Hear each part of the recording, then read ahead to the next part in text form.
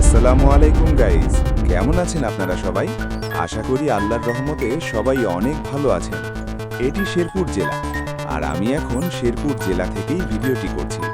যারা যারা আমার সঙ্গে যুক্ত আছেন সবাইকে জানাই অসংখ্য ধন্যবাদ এবং ভালোবাসা। তো চলুন, সারাদিনের ব্যস্ততার মাঝেও আজ আমরা প্রকৃতির একটুখানি ছোঁয়া উপভোগ করার চেষ্টা করি। সারাদিনের ব্যস্ততা, শহরের কোলাহল আর জীবনের হাজারো দুশ্চিন্তার মাঝে যদি কেউ একটু শান্তি খুঁজে নিতে চায়, তাহলে এমন একটা জায়গায় যথেষ্ট। দেখুন এই ভুট্টা ক্ষেতটা, সবুজে মোড়ানো সারি সারি দাঁড়িয়ে আছে ভুট্টা গাছগুলো। হালকা বাতাসে যখন পাতাগুলো দুলে ওঠে, তখন মনে হয় প্রকৃতি যেন নিজেই গান গাইছে। প্রতিটি গাছের মধ্যে লুকিয়ে আছে কৃষকের স্বপ্ন, তার পরিশ্রম, তার ঘাম।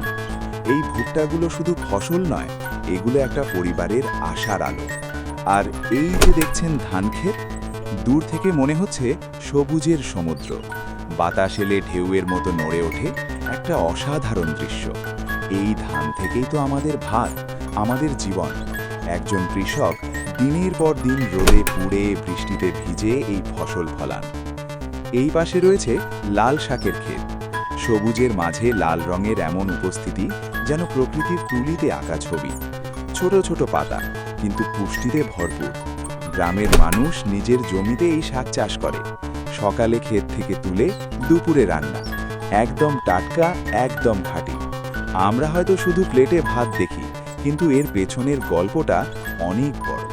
চাইলে অবশ্যই ঘুরে যেতে পারেন আমাদের প্রিয় শেরপুর জেলায়। বন্ধুরা দেখুন, গ্রামের মহিলারা একসাথে বসে মাছ খাচ্ছেন। পাশেই একটা সাদা বিড়াল আর ছোট ছোট বাচ্চাদের খেলাধুলার এই মুহূর্ত, সত্যি বলছি, এমন ভিউ শহরে কখনো পাবেন না। আমি এখন গ্রামের কাঁচা রাস্তা দিয়ে হেঁটে যাচ্ছি। চারপাশে সবুজ প্রকৃতি, পাখির ডাক আর নির্মল বাতাস। মনে হচ্ছে যেন প্রকৃতির মাঝে হারিয়ে গেছি। এই পথ শুধু চলার রাস্তা নয়, এই পথের সাথে জড়িয়ে আছে গ্রামের ইতিহাস আর শত স্মৃতি।